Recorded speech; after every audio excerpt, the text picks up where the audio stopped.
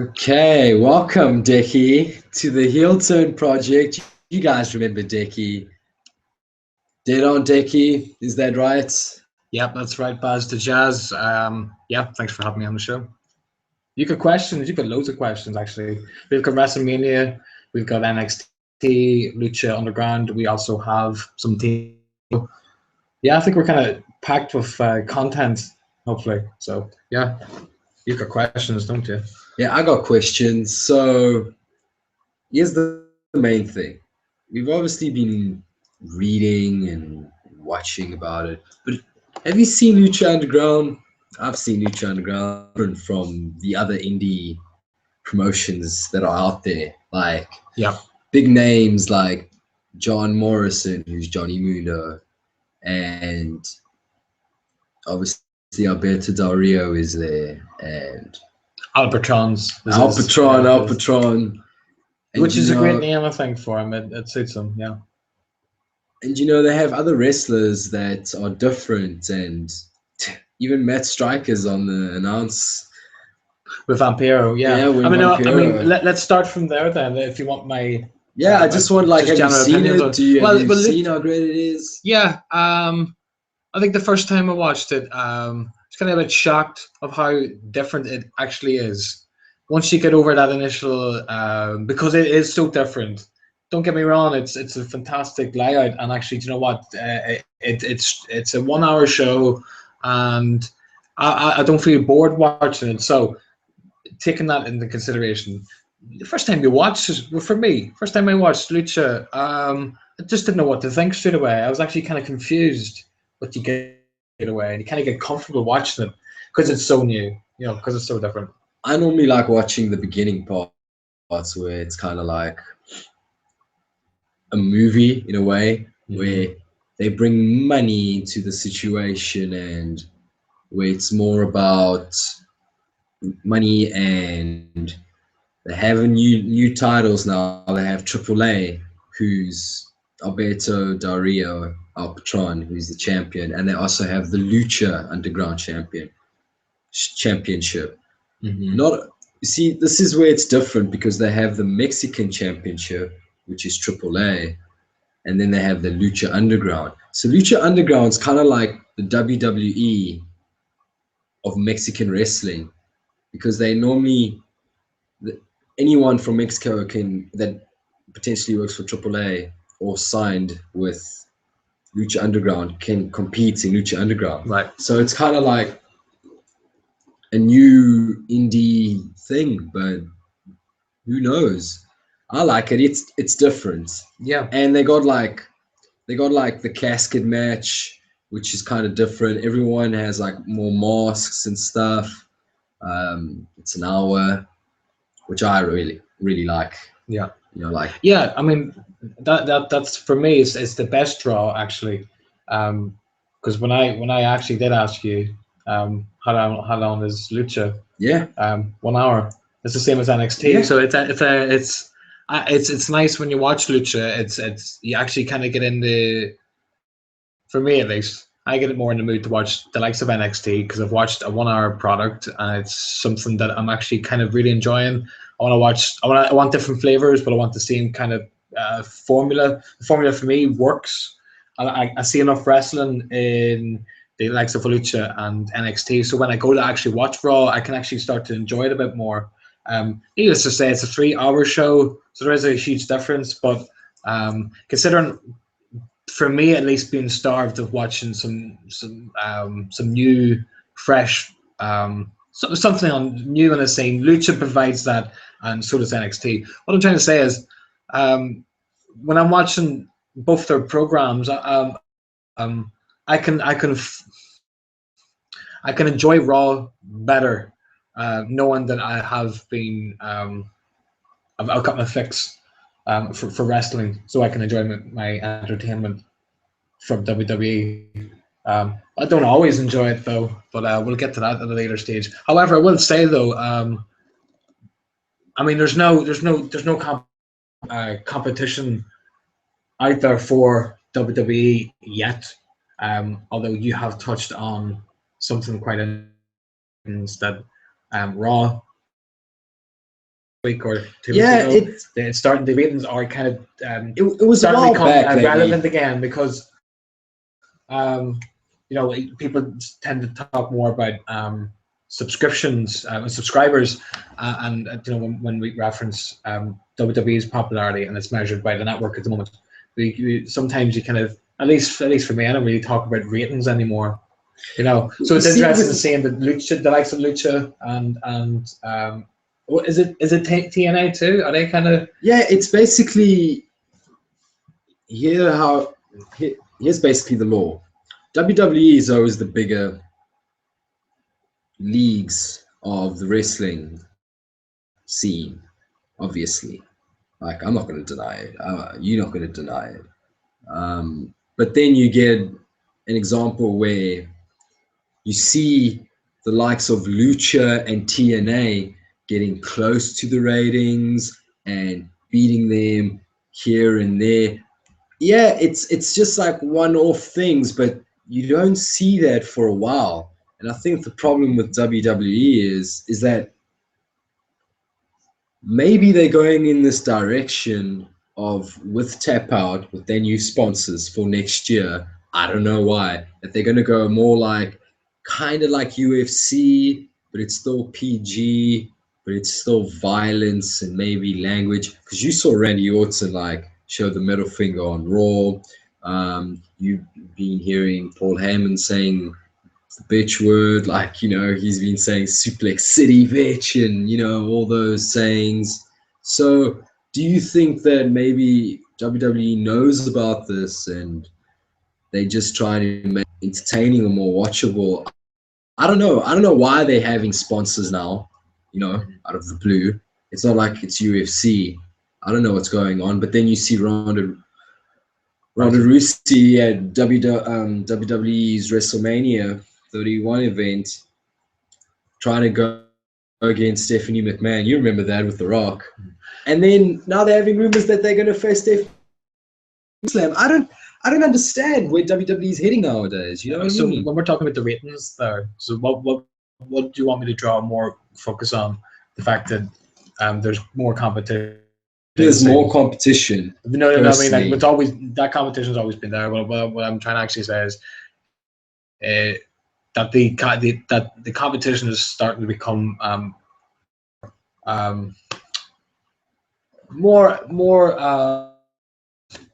at least when it comes to ratings, they are starting to become worthy of to be a competitor with WWE, I suppose. Now that we're starting to see small things like that starting to creep up, and we are starting to notice it now, you know, with its popularity.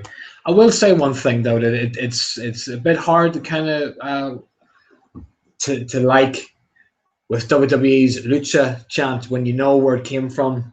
Yeah, I think it's interesting. I'm not upset.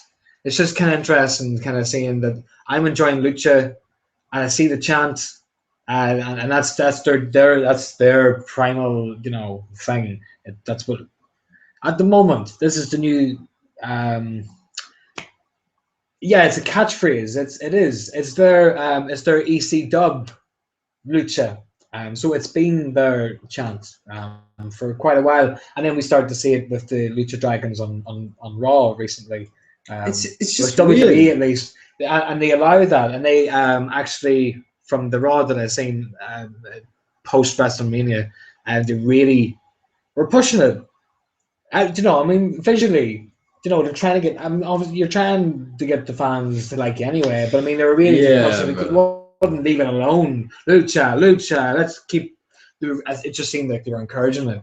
So it's almost trying to embed the idea in everyone's head that no, we started it. You know, we started this wee chant. This is ours. So I don't know. These are wee things I'm not liking at the moment. You know what I'm not liking?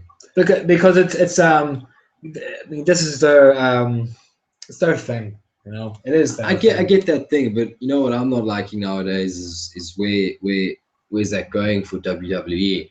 Because more people are going to notice these wee things. Yeah, they are going to notice it now, right? I've noticed it. So I'm sure there's 1,000 other people out there that are saying the same thing. Why the fuck are they using Lucha chant? That's for Lucha Underground. That's their thing. That's not the point. It's noticeable.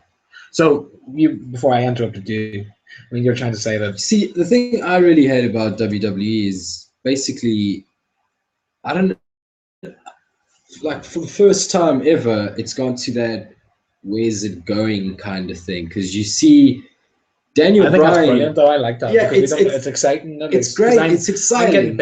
I'm getting really back into it now. There are more than a handful of guys that I would actually say I like him. He's all right too. Today, when I watch Raw or I'm watching a pay-per-view, I can call out at least fucking 10 people and go, he's fucking brilliant. He needs a push. He's good. They're good together. Here, how about them tagging up? I'm actually getting more interested. So, we don't know where they're going. Yeah, I mean, like, it's hard to predict, but I think the feeling, at least for me, when I'm watching Raw, I'm just engaged now. So I'm watching the product and I'm liking it. But yeah, there's still obviously room for improvement. I will say another thing too. How good is it that we have the titles are actually, they mean something now? Yeah, that's what I was trying to go with. I love that. I'm telling you, that's what I'm trying to. I don't know where they're going due to the fact that Daniel Bryan became Intercontinental Champion. Okay, and then you see John Cena winning the United States Championship. Now, don't get me wrong. Those titles had meaning back in the day in the WW. I can't say the last word because they blocked it out in fucking, Well, there's prestige with the United States title. But yeah, but there's prestige. But then from all those years, they didn't do a lot, and it was kind of like those mid-card titles. There you go. And now they have, I don't want to say this word, A-plus players bringing those titles back to where they belong. Yeah. And the focus of everyone's consciousness now, these titles actually mean something. It's kind of one of those, I tell you one thing though, right? United States title, the reason why I think it's not been as successful, at least recently anyway, or even from the get-go when it's been adopted in, is because it's already had its popularity was always with other organizations, right? It had its legacy there. When you bring that title in, it's almost kind of like when you had the NWA heavyweight title being brought in as the heavyweight title on with Triple H and Flair, right? Yeah. Remember, there was all some people kind of liked it or didn't like it, but overall people loved it, right? With the United States title, there's for the majority of the WWE fans, old and new, kind of see the US title as it's not really our title. The IC title is our title because we all remember growing up watching these matches, right? So what I'm trying to say, I think it's a harder job it has been, at least in the past, been a harder challenge to get the United States title up there as an important prize. So because you know what, the IC title has been neglected, but in the back of everyone's head, everyone knows how important the IC title is. Yes. All you have to do is look at the IC title DVD, which came out several years ago. Exactly. Which summed it all up in 3 fucking discs, about how important it is. It's embedded in everyone's minds, at least WWE fans, how important that is. It's so interesting now to see 2 big stars, not just stars, but guys who will take that belt and really, really make it mean something. And you know what?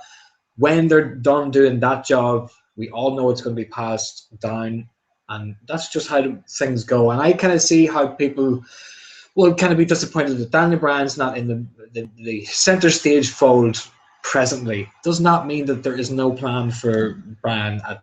Better yet, there never really is a concrete plan to go forward. It's the business itself is kind of, it's you listen to what everyone's doing and you off that reaction, and then you go forward from there and fly. What I'm trying to say is people have to kind of have to take themselves out of the present and kind of see where it's going to lead to, because that's what people should be looking forward to. Is this, we're going to see so many great matches, and people are going to get spoiled for, See, I don't know about spoiled or not, because it could be one of those where I thought John Cena was going to get the United States Championship and become like the old school John Cena. That's what a lot of people thought what's going to happen. But it's not. It's just it's different. I kind of see Cena's role, at least. I see some people want any opportunity for something new to make that mean right. He's going to change now. I think the dynamic of him anyway is well, we'll put it this way: are there more people out there that want to see him change or just be He has heel? to turn heel. Is it always just He's got to turn heel. You know, he's got to turn heel. You cannot have a wrestler for so long as he did, okay, and say he never turned heel. Because we're going to start saying that he was heel when he was United States champion. Because think about this clearly. I get the Intercontinental Championship. I get it, okay? That makes to me, the Intercontinental Championship was always like, if a wrestler had it, that means he's going to be, you know, WWE champion one day. You know, it was kind of like that big push. And it's getting there again where you get like all these big main eventers still in the contention for the Intercontinental Championship. Then for the United States, what happens when John Cena faces Rusev again at Extreme Rules and say, for instance, John Cena wins? What is that? Who's gonna face John Cena? Who's gonna face him? Like, well, if Rusev can't beat Cena, yeah, then who's going to beat Cena? Put it this way, right? I kind of see it this way. See, when it comes to, I compare Cena to Bret Hart a lot of times in my head. I don't really say it, but Bret Hart had this longevity in his career as being the face, but he wasn't always the face. He in the Hart Foundation, they were heels with Jimmy Hart as their manager, and they had this. They played the heels. It started off like that, but then eventually, when he went his own way, he was a little rough on the edge, Bret Hart. But then he became beloved and became this figure for, I think, 10 years or something. I don't have the number off my head. But he had a lack of years where he was on top as the main face of the company, and everyone was so used to it. And then they decided to change him to do the as they call it, the double turn with him and Austin. WrestleMania, he became the bad guy. And then when it comes to Bret Hart's point of view on that whole thing, he never really wanted to become a heel. He always seen himself as the the face. I don't think I ever said the face of the company. I'm comparing him and Cena. They are so similar in that way. But Bret Hart was the face of their company. He was always the number one good guy. But he never really felt like Bret Hart was ever going to be heel or should ever be heel. His character through and through was to always be, always was a big supporter of family values and being honest and all that stuff that goes with a great, those qualities in him. And he likes, being the heel. I would suggest that he probably has thoughts of being a heel, but whether that would really drastically change or damage him already. But I mean, would that damage him after having such a successful career? I see where people are coming from with the heel. It's about time. He should. But should he? Is it up for? Can it be said to be up for debate? Should the man necessarily need to be heel? Does he actually need to be heel? I think there's enough heels there that here's the situation where it comes interesting for that roster. Here's the situation where it comes to Bret Hart. Yeah, he was the babyface of the company, but then he also wanted to jump ship to WCW, and then you want to talk about Montreal Screwjob, which, if you kind of put in John Cena's perspective, they won't do that in a way, because he's all about the merchandise, and it's all about, if the merchandise is gone. Difference between them, I wouldn't necessarily compare the Screwjob with. Yeah, I'm not comparing that, but hear me out. When Bret Hart went to WCW, they tweaked it a bit. He was still the honest babyface kind of guy, but he gave it raw on the mic. He gave it that some people didn't like it as much, but it was at least 90. It was kind of like, if you want to put it like a Stone Cold Steve Austin, or maybe where people go, ooh, you know what I mean? That's cold. And he was I great, think, you know. Compare his run in that spot and then playing that role compared to his successful run, right, as a face. Which was more successful, do you think? Well, he didn't have enough time being that guy, right? Because he had a very short career in WCW. Had that character went on and its popularity in that role, I would probably disagree in saying that he was always going to be more successful playing that role, because Bret Hart as a heel could only really go so far until you kind of look at him and feel sorry for him, because he was very bitter. What he used to say. Well, there is a point to what I was going to say. To me, he just, yeah. What was your point with WCW? The point I was trying to say is that basically he did become heel, and he was pretty good. He did a really good job. Like, I remember Bret Hart in WCW as being that guy that was always honest, but he gave it straight in your face type of thing. But sadly, WCW left. But then with John Cena, I don't think we'll ever get that. We will never get him turning heel because of merchandise sales and whatnot. But then, because he generates too much. Yeah, it generates too much. But then, if you want to talk about that, who will John Cena lose in order to lose the US Championship? Because think about it. A, he's probably going to lose it anyway. And B, he's probably going to break Ric Flair's record, or be 16-time WWE World Heavyweight Champion. So it's kind of one of those where you go, well, you think, well, actually put it this way. Do you think he's even going to stay as the US champion for long? I don't think so. It's a real short Brian's pit stop. Are you trying to say that Cena as US champion doesn't really do much favor for the belts compared to what Brian is doing? Exactly, because Brian is bringing something where you go, oh yeah, Brian is that A+ player, but he can get that push all the time to be champion, which is, he doesn't need to be heel. He's successful doing what he's doing. But Cena's successful at being a face, but people want to see him being heel. Yeah, because this is the thing. Do you think that might just, I don't know, because Daniel Bryan was heel when he first started out. He was choking Michael Cole in NXT, got banned. He came back. People liked him. Then he became champion, was a dick. And then they knew it didn't work, and he's been babyface all the way.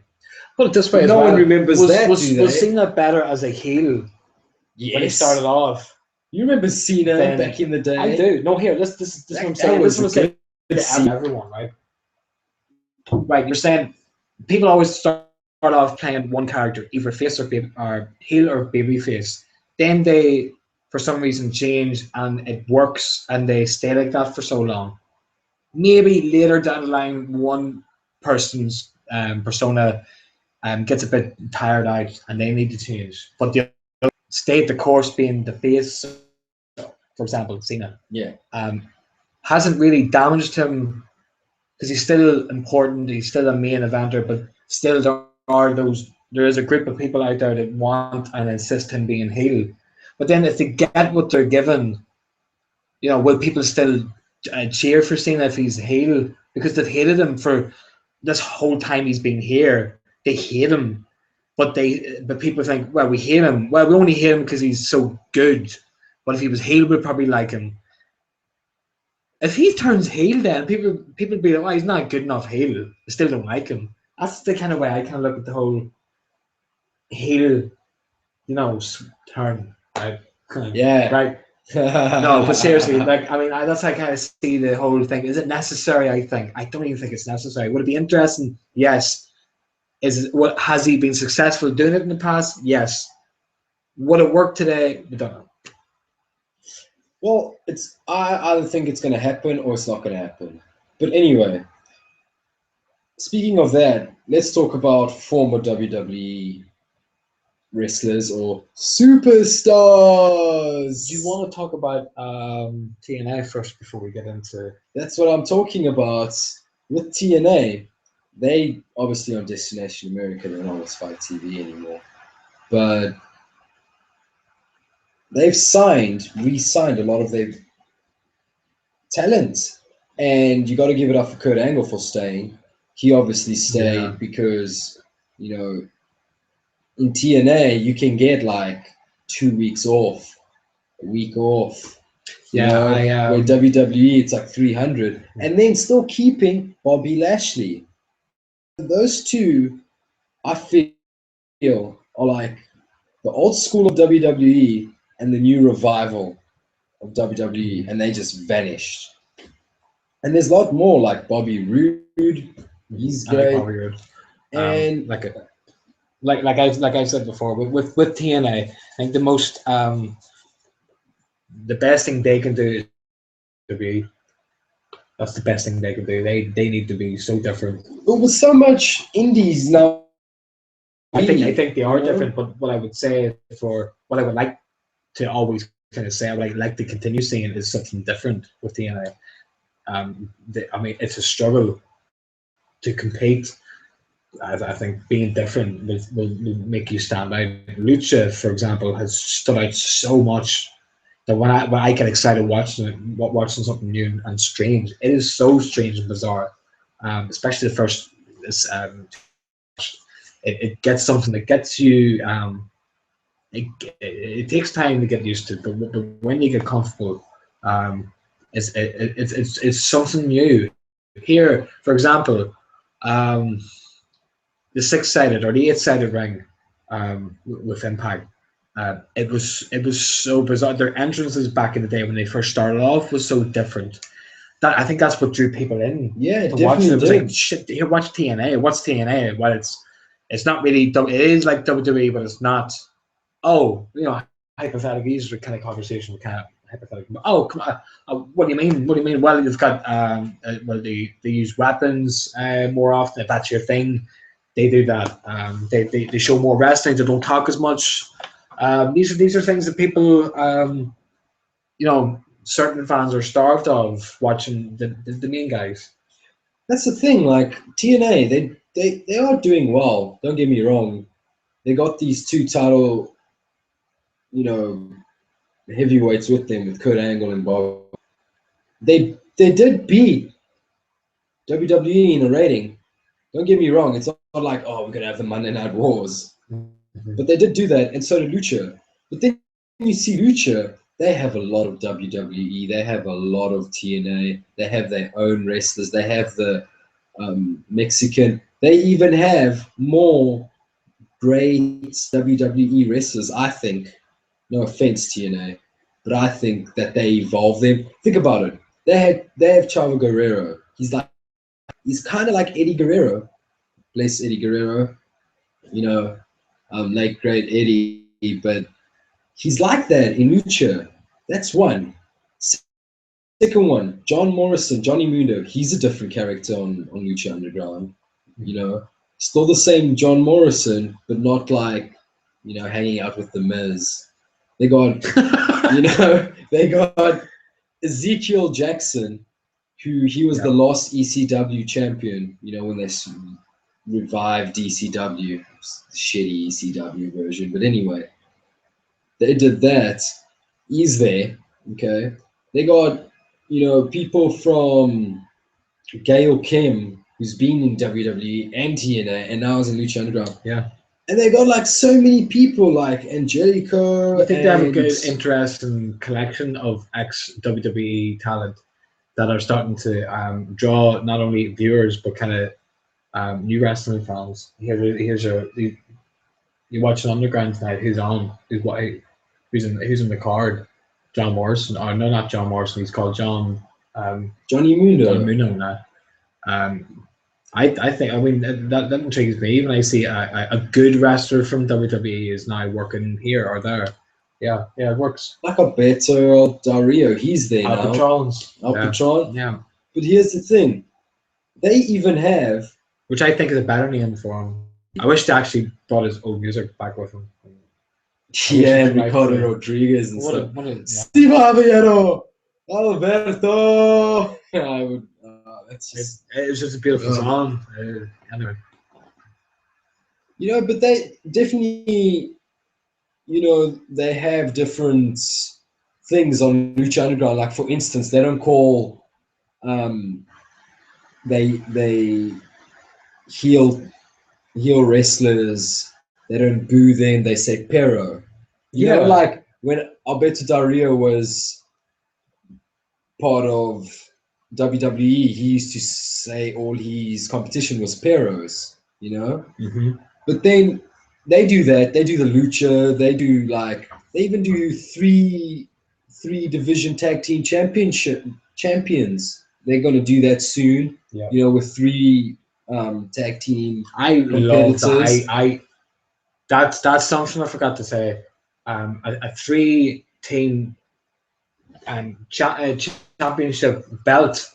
A trio belt. A trio belt. So it's not just a 2-man team. It's a 3-man team. That dynamic itself is all. It's been a tradition, as you've told me, but it's something I'm not familiar to seeing. Now that it's on TV and it's on Lucha, that's something I'm going to be looking here. Where's that triple threat? Fucking, or where's that trio? Where's the trio? It's gonna be hard to get my head and tongue around. But where are the trio fucking champions tonight? Who are they? It's great tonight? Because they even have mixed competition where it's male versus female. The female could be in the trio championship. They don't say anything about race, gender. Well, here, color, do you know what? That's a standard. It's great. Yeah, that is a standard that needs to fucking change in the whole industry right now. Yeah, I'm fed up with the way, just the way it operates when it comes to when you even try to discuss women in wrestling and WWE. For fuck's sakes, there's no women's title anymore. There's a diva. Yeah, I know. It's not new information, by the way. If anyone says anything to me here, I fucking know there's a divas title for years here. I'm saying we shouldn't have. Well, actually, no. There is room for a divas title in WWE. I'm not saying get rid of the divas title. In fact, I say get rid of the divas title. I would debate that. I can see why you would think that. I would say that having a divas title gives those aspiring women wrestlers to aim for something. That is something that they want to. There are women who go into the WWE and want to be the divas champion. So it is in WWE, I think, for the women who want to be divas champion, because they don't see themselves going for any other belts, right? Maybe they do. Okay, I don't know, right? Maybe they do, right? What I'm trying to say is, if they brought back the women's title and just reminded people that, actually, no, don't bring up the point why it was vacated or taken off, but just announced that, listen, there's room for another belt for the women's division. Why not have the women's title back? You know, call it what it is. The women's title doesn't distinguish whether you're qualified to win it, if you're a divas champion or whatever. You know, it's for that gender. Yeah. You know what I mean? In saying that, does that limit what it in the future? Could a woman win the WWE title? Yes. Well, they do it in Lucha Underground. This is what I'm saying. This is something that will have to change in people's minds. People always kind of go, no, why would a woman be the WWE champion? Now there are men out there who would listen to this and go, he's fucking wrong. What's he talking about? Well, fuck you if you think like that. You're so. Oh, I know attacking. What I'm trying to say is, it would be something that needs to change, and the reason it needs to change is because it discriminates. It discriminates women. I agree, and I would say that why wouldn't a woman? Why can't you? And this is another thing. Why does it always have to be a male being the face of a company, especially a wrestling company? Things should and you will. let's put a number on it. Maybe I'm going to be wrong. It could be sooner, but say 20 years. You could be looking at the main event of WrestleMania. It could be a mixed gender match for the WWE title. Yeah. I used to always think about this. This is something that's not new in my head. This is something I thought about in the Royal Rumble. I think it was '99 when she went into the Royal Rumble, and then when she won the IC title, then when she was the first woman to do all these things, I actually had the idea in my head, or the thought that, you know what, it might not be long until China or someone like her would, run for it, or at least challenge someone on Raw for the title. Maybe she'll not win. Back then, I would even hold my imagination back, thinking that WWE wouldn't do that, or sorry, WWE. Can I say? No, you can't. They can't say that. The. Well, we all fucking know, right? Yeah, when China back then, I just always thought that be the she would be that she would be the one to do that, because she did so much anyway. But she wasn't always the most. Put it this way, she wasn't the best woman wrestler Let's out there. Just say China's been. She led the way. She led the way, and what I'm trying to say is that somewhere in Japan, yeah, she's been China-ing some Japanese. What I'm trying to say cuisine. Is, I don't want to go down. I don't want to kind of. I don't want to kind of discard. What I will say is that is something that I would love to see, and it should happen. So when we're comparing the two or the three, we're comparing all these companies. Because here's something that I need to say before we close this. I'll sum this up though. A women's champion, a woman will become the WWE champion within 20 years. I'm putting it out there now. That could is happen. Something that I aspire to see. I would love to see it. I'll end my thought when it comes to all these other companies and the way wrestling fans perceive all these other companies.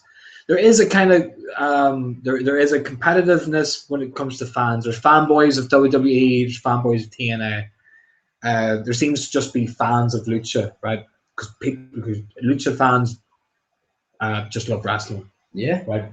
It seems. With the fanboy issue, right, and this goes to music, comics, the whole lot. There are groups of dedicated fans in football and everything, all sorts of sports. You have these fucking petty rivalries that don't do really any good. Yes, there should be competition. Should be perceived not with the fans and their arguments and their fucking petty fucking fights. And dissing these companies, these hard-working people, right, who are trying to produce some high-quality professional wrestling matches for your entertainment. All their fucking hard work for your benefit, right? That's what I'm saying. I want to see WWE fans taunting TNA fans, or TNA fans taunting WWE fans. I find the whole situation a bit bizarre, because for me, when I'm watching TNA, I'm like, it's different. I'm used to the one thing most of my life, but fuck, man, you need to fucking watch. I got so stressed with WWE and fed up with it. I'm going, I can't fucking watch this anymore. This is dry shite I'm watching. Yeah. I need to go and watch something else to get myself, rewarded, because I'm a wrestling fan. I love wrestling. What I'm trying to say is, I think the whole debate, who's better and who's worth watching, I think get behind wrestling and support every. Exactly. So we can fucking see some good high quality wrestling and continue to. Global Force Wrestling with Jeff. Yeah, he's bringing New Japan Wrestling with them as well. So there's and he's got so many new. Speaking about this, Declan, as you were saying that, TNA and New Japan Wrestling, they're coming together all the time, and they do like Kingdom 9, which is their indie wrestling. Okay, Wrestle Kingdom. But yeah, 9 was the doing stuff like that, where it's TNA's WrestleMania, but it's in Japan. They were so successful you know, with the box office. They do the whole thing. That was a success. That whole show yeah, was with the indie scene, but then you can't see like WWE against Lucha Underground for like one big event because I don't know. The thing is, I miss when it was the Monday Night Wars, where not because they were wars, but you could like say WCW versus WWE, like Sting versus Triple H, which should have been Sting versus The Undertaker. That's another story for another time. But with this, it's different companies where WWE now, it's not even like where we're getting our favorite wrestler, which is just going around and around and around. Yeah, I like Seth Rollins. I think he's a great performer. But then, how cool would it be to see Seth Rollins show up on TNA? Yeah, on TNA, on Lucha. It's a great fantasy. Underground champion, it seems. You know?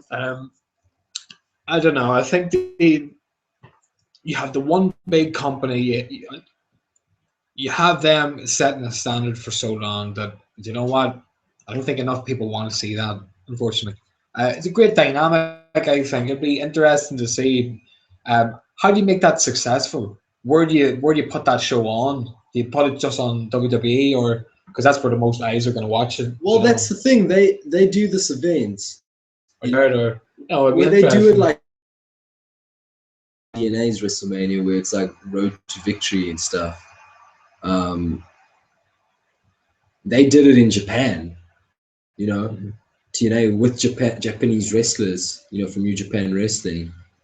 And then you see it at Lucha Underground, where they have like the AAA champion, who is Alberto Del Rio. So he not only faces in Lucha Underground, but he goes to Mexico as well. Yeah. And you see like all these indie stars. This is why CM Punk is not being sued from WWE. It's because he is an indie wrestler. He's a WWE superstar. Where in NXT, they are indie wrestlers there who are now WWE superstars. So when they leave the company, they can wrestle wherever they want. Where in NXT, like say for instance Tyler Breeze or someone else, they are WWE. Reigns, Seth Rollins, guys that are, you know, guys who are WWE, and we don't see the likes of Daniel Bryan, used to be an indie star, or you see people like Hideo Itami, who used to be indie, not make it so far. But then again, we have seen like people like Kevin Owens and Neville, who now is Neville, just one word, and Lucha Dragons doing well, and they've been WWE superstars most of their career.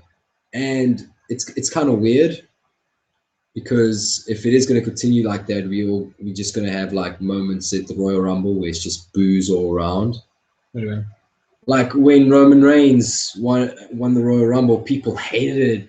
Even The Rock came out, you know, and people still didn't like it. And I get that. Roman Reigns should have won, or CM Punk, or Daniel Bryan.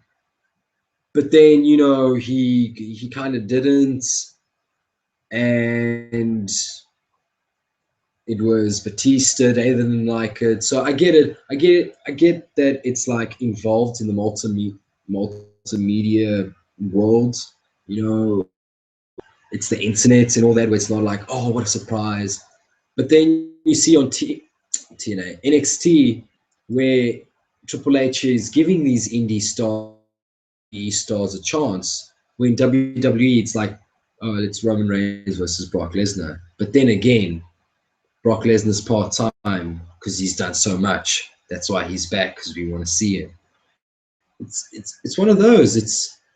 Will WWE give a chance and be like the indies, where Lucha Underground does events with the Mexican underground? But I don't know. It's like WWE wants to be their own world, their own spectacle. Well, they are. You got the WWE universe. You have the WWE everything. I mean, they're such a global thing. that I think it's not even up to debate anymore whether they will want to do that or not. I think it's a closed topic for them, at least. It's like, well, no, I mean, it doesn't do us any favors. It won't do, and in their eyes, they'll say, well, it doesn't do our superstars any favors because we're the biggest company out there. It's not gonna, it's only gonna damage them. And in their eyes, they'll see it being damaging because it'll confuse fans and blah blah blah. I mean, there must be more to it. But I think, at least when it comes to WWE sharing their talent, I don't think we're ever going to really see that ever really again with them. See, then that's the thing. Rhino was a part of TNA. Now he's back with NXT, which I think is great. NXT should be their own product, you know? Yeah. But then you see people like Samoa Joe. You remember who Samoa Joe is from TNA. He's going to be apparently signed to WWE. But are they going to keep him in NXT like they did with Sami Zayn? They're doing with Hideo. They did with Daniel Bryan for so many years, and then they become stars like Daniel Bryan, who's not quite there. And then you're like it's Brock Lesnar, who's still from the WWE development, who did UFC and all that, who's on top. And you kind of don't see all the indie stars getting it. Should NXT just stay where it is? And that's like WWE's competition, you know, where they like face NXT stars versus WWE stars. I don't think they should do that, really. I think they already kind of did that with Raw and SmackDown. The brand thing was their own internal competition because they killed off WCW. I think NXT can just be a partner to WWE, but just be a training ground for their new stars. I think that's kind of what I think that's the reason for NXT. Overloading it with too many outsiders and other older, more experienced guys, I don't think really does them a favor. But if you wrestle with the same guys, you're never really going to get any better. If you continue wrestling with them, so you probably need some new guys, you know, to face against for you to get better, so you can move on to WWE as well. I just think more appearances with these guys, testing them on Raw and stuff, and putting them on events would help them. I think putting them against too many of these legends and ex stars would kind of, I think, hurt the NXT because it's supposed to be a young proving ground with themselves, you know, so they can proceed on to the big leagues and make it, try it again, you know, use those skills. But it's up for debate. People like it, people don't like it. With the likes of Rhino coming in, but I'm just bringing that across because a lot of people like Rhino as well. But I'm sure there are people out there who don't like seeing all these ex stars coming in, like the likes of, as far as we know, is going to NXT. Yeah. So seeing more faces like that, you'd probably be like, no, we don't want to see them. We want to see NXT stars. So it's up for the. Becky, it's always a pleasure to have you. You know, you've been like disappearing, doing your missions, but you're back. You know, I'll be doing more of these podcasts as we go along, and probably been doing a lot of the editing as well.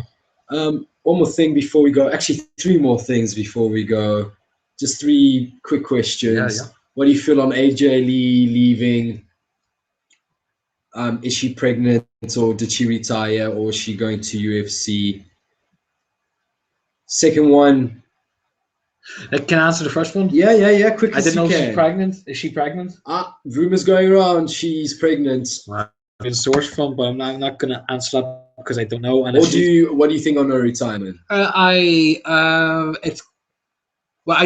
First of all, I didn't know her contract was coming up, and then when I heard that the reasons why she left was because her contract expired, the first thing I thought was, well, this is kind of a no-brainer for me. I just thought she was just waiting and biding her time for this whole thing to finally get to the stage where she can just leave with no complications. She's seen her fiance, husband. Are they married or no? Yeah, they're married.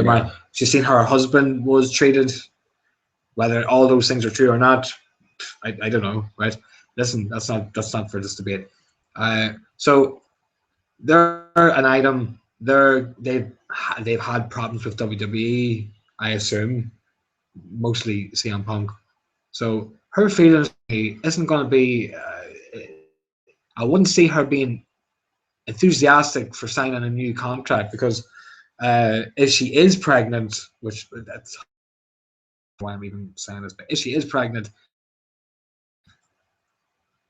yeah, I can see why she wouldn't want to re-sign and have her own family and whatnot. But do you think she's going to fight somewhere else, like well, UFC she did. She said she said on her tweet, her reply to her, I think it was her first reply, was that she wants to be a fighter, not necessarily want to jump into the fucking octagon. She's like, break the rules, be a fighter. Yeah. You know? It was like a retirement speech, but it was still about fighting, you know? I think it was just a response to let people know that in such a way, without trying to hurt herself, her image, or WWE, I'm assuming she probably doesn't like the way her character was going, because, to be honest, I didn't think there were. I just see the same stuff from AJ Lee. Doesn't necessarily suggest that's all she can do or wants to do. So I'm putting it out there. Maybe I think she's been held back. Or maybe there's nothing really left for her to do, or maybe the WWE creative purposely hasn't given her much to do. So when it came to her contract expiring, they saved themselves time and effort and gave her, essentially made her decide for herself whether she wanted to stay or not. I think they all kind of assumed she would leave. With this whole WWE incident over CM Punk's head. So her and Phil will have their resentments towards WWE, and I can completely understand that. So if because I don't know the answers and it's all just up for debate, I assume that AJ off of WWE and the way maybe they operate. I don't know, because it's a very exhausting job. I wonder what it's like for divas. Yeah. I suppose it's probably they have to be just everything has to be exact and perfect when it comes to presenting themselves. I suppose that's probably exhausting for any diva currently with WWE. It's just like Emma going back to NxT. My money is AJ Lee's probably pregnant, or she's gonna go to UFC. Don't know. Wow. Maybe that's a dream. I don't know. Because you don't know. Maybe she's going back to Indy, but that's for another time. Dickie combined. Basically, when do you think Brock Lesnar's going to come back? Because, he's suspended in the story. But hear me out. That's half of the question. And what do you think on Seth Rollins facing Randy Orton at Extreme Rules? I'll get the first one out of the way. Brock Lesnar, thank fuck he has got a new contract. I cannot be happier. I think that's the best news of the year. Thank you for killing Michael Cole. Appreciate it. Yeah, I think what's up? Brock Lesnar being signed on has been great. It was one of the best decisions that's been done or arranged and set up. I love seeing Lesnar work. Every time I hear a pay-per-view, I watch it. More times I've watched live WWE events because Brock Lesnar is on the show. Yeah, that just tells you how much of an effect he's had on some of the guys who used to watch the show. So people like me, at least, so I can speak for them. It's not surprising that he's been a guy that does not need to be on every Raw, does not need to be on every event. In fact, I don't even know if he's going to be at Extreme Rules. I hope he's not. He's not. No. I don't think so. I hope he shows up. So you've got we're in April. We have, what's the next step? We've got Extreme Rules. What's after Extreme Rules? What's after Extreme Rules? I'll go check for you right now. While Baz the Jazz is sorting that out, I mean, put it this way: when you spread him out over the year, you are getting, you're going to get the best of Lesnar. So I'm ecstatic he has a new contract. I love Lesnar. What was your specific? We can get this. When is he coming back? When is he coming back? He more like let's put it out there. For me, I expect around 3 months. So, I'll I would see Paul Heyman on TV before to build his return back. And do you think he's going to be? He'd probably be doing more of these live interviews away, because that's what a heel needs to do. A heel doesn't need to be at the show. He can be at home and he can just say all the shit he wants to say because he's Brock Lesnar. I think that's the way they're going to go. Dickie, I'm just going to ask you, when is he going to come back out of these pay-per-views, and then you're going to talk about the last thing, the prediction, the possibility of with Lesnar, with Randy Orton, Randy Orton and Seth Rollins. But then, yes or no for the upcoming events if Brock Lesnar is going to show up? Payback. When's Payback? May 17th, 2015. Too early. Money in the Bank. Oh no, Payback. Just yes and no. Yes and no. Go back, we don't have a lot of time here, Dickie. Just say what you got to say, and then we got to go, man. We got to go. Payback is too soon. It's a brilliant opportunity. Payback's perfect name and everything, but no, too soon. Too soon. Money in the Bank. Interesting how you got beat by Money in the Bank winner. No, unless he uses the Money in the Bank to get his opportunity. That's genius. Because next he one could have the authority. Don't have time, Declan. Battleground. What month is that? July 19th. Yeah, he could be in Battleground. SummerSlam. Yes. Night of Champions. Doesn't need to be. Hell in a Cell. No need. Survivor Series. Yeah. TLC. No. Or WrestleMania 32. That's me is fucking Battleground. Yeah. I think out of them, the more you space him out during his kind of spots, you're going to see him in. But there are so many, when you play off the name of the events, he fits in quite well. But that's up for debate. You've got another one. You've got Seth Rollins versus Randy Orton, WWE World Heavyweight Championship. Or Extreme Rules. At Extreme Rules. Should they stick with it? Should it be a triple threat? And what's your prediction? Who's going to win? Right. WrestleMania with them two wasn't the best match. A lot of people did like it, especially the guys who were there watching it, loved it.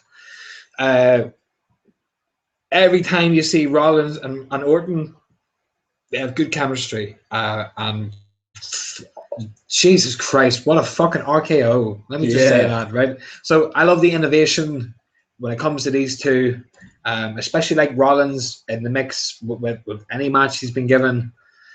I will say that Extreme Rules will probably be a great match, but I think there's more.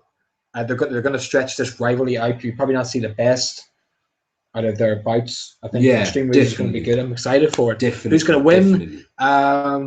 I think it's about time Rollins gets beat. But I think it's going to be a decision where you're going to have Rollins walking out as champion. Randy Orton will have not legitimately beaten him, but he would have beaten him to the point where he not only was over with everyone, but was obviously the when you got to the end of that match, you knew that Orton should have won. They're going to make Orton out to be, if he doesn't win at this event, he's definitely going to win the next time he gets his hands on Rollins. Reign as champion is going to be short-lived. I think the title is going to be passed around a little bit before Lesnar finally retains it. Yeah. And because I think it's very similar. I think what they're going to do with Brock Lesnar's storyline with WWE is actually kind of similar, or may play out to be very similar to his UFC defeats, where he will get it back. He will fight back and retain. Yeah. So and because he didn't lose that match, he is such definitely. He is such he's a got point his rematch, to prove. yeah. He has a rematch, but he's such a point to prove to show that he is that title back. And I don't think the fans will be as much against him, because I think now fans are starting to change, and he is somewhat a babyface in a way. Well, we will never see the likes of Brock Lesnar versus Prince Puma, or Brock Lesnar versus Bobby Roode. I don't know, maybe that's for another time. Dede on Decky. So much to you about wrestling. We are going to do this more on HTP. Thank you, Lucha Underground, for making something different for once. Thank you. That's just me. I'm so stoked for them. WWE, yeah, we'll keep on having our debates. TNA, do what you keep on doing. And yeah, maybe next time a bit of Ring of Honor versus NxT, young blood talents. Talk about the young bloods as well, maybe. The Young Bucks? Yeah. You said Young Bloods? Yeah, there's a Young Bloods in New Japan. Oh, right. Young Blood versus Young Bucks. Right. Yeah, wow, how about that? How about that? Yeah. Okay, guys, that's it for me. Dead on Deck, he's signing out. I'm signing out. You guys already know me, Baz Jazz. Peace.